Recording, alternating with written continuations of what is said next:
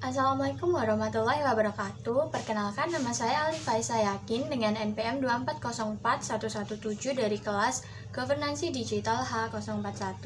Dalam video ini saya akan menjelaskan analisis implementasi layanan publik digital di Indonesia melalui web PPDB Online.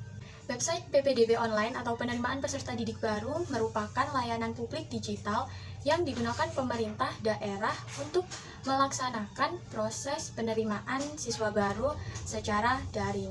Fungsinya adalah mengelola pendaftaran seleksi dan pengumuman hasil penerimaan peserta didik secara terstruktur dan transparan. Tujuan utama PPDB Online meliputi yang pertama, menjamin proses penerimaan siswa yang adil dan objektif. Yang kedua, meningkatkan transparansi seleksi. Yang ketiga, mengurangi praktik kecurangan dan diskriminasi. Dan yang terakhir, memudahkan akses masyarakat terhadap layanan pendidikan. Penerapan website PPDB Online telah membantu mempermudah proses pendaftaran peserta didik baru dengan memungkinkan orang tua dan calon siswa melakukan pendaftaran secara daring tanpa harus mendatangi sekolah secara langsung. Meskipun demikian, dalam penerapannya masih dijumpai berbagai kendala, seperti tingginya beban server pada masa pendaftaran, kesalahan dalam penginputan data, serta keterbatasan pemahaman masyarakat terhadap mekanisme sistem. Dari aspek keamanan data, PPDB Online telah menggunakan sistem resmi pemerintah daerah.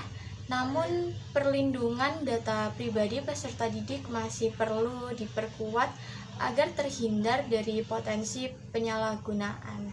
Selain itu, aksesibilitas layanan ini belum sepenuhnya merata karena masih terdapat wilayah dengan keterbatasan jaringan internet dan perangkat pendukung.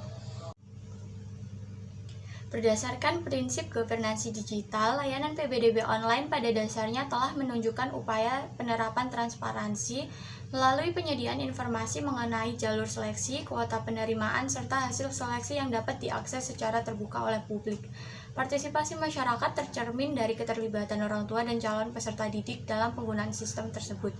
Meskipun partisipasi tersebut masih bersifat terbatas dan belum sepenuhnya didukung oleh mekanisme evaluasi yang memadai.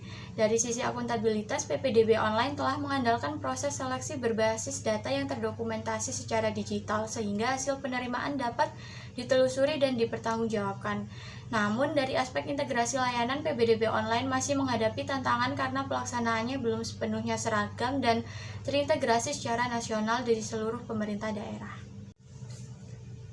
Untuk meningkatkan kualitas layanan PPDB Online ke depan, pemerintah perlu melakukan sejumlah perbaikan yang bersifat teknis maupun kebijakan. Yang pertama, diperlukan upaya serius untuk menyelaraskan sistem PPDB secara nasional agar tidak terjadi perbedaan mekanisme, tampilan, maupun aturan teknis antar daerah.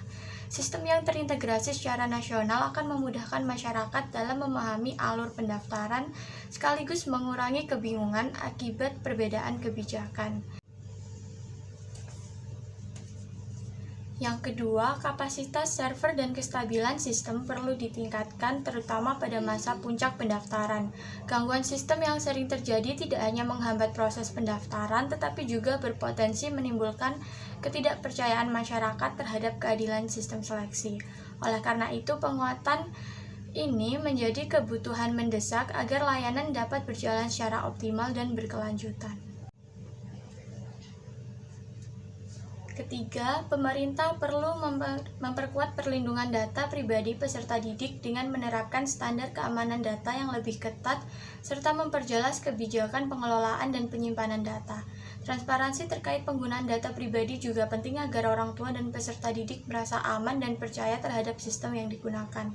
Yang keempat, aspek literasi digital masyarakat perlu ditingkatkan. Pemerintah dan satuan pendidik dapat menyediakan panduan yang sederhana, layanan bantuan, serta pendampingan teknis khususnya bagi orang tua dan calon peserta didik yang belum terbiasa menggunakan layanan digital.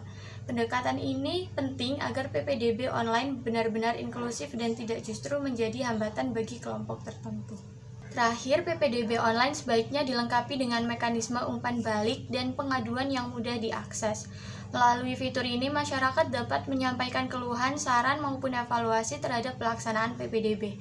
Masukan tersebut kemudian dapat digunakan sebagai dasar perbaikan kebijakan dan pengembangan sistem di tahun-tahun berikutnya, sehingga PPDB online tidak hanya menjadi alat administrasi digital, tetapi juga sarana peningkatan kualitas tata kelola pendidikan yang berkelanjutan. Cukup sekian dan terima kasih.